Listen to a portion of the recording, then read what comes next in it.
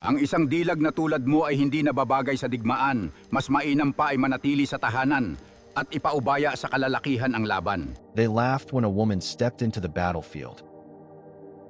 Ang kalayaan ay hindi ibibigay sa mahihina.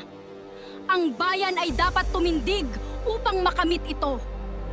But Teresa Magbanua proved that courage does not belong to men alone.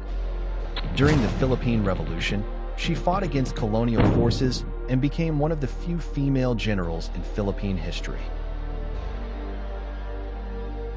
Ang katapangan ay hindi ang pagkawala ng takot.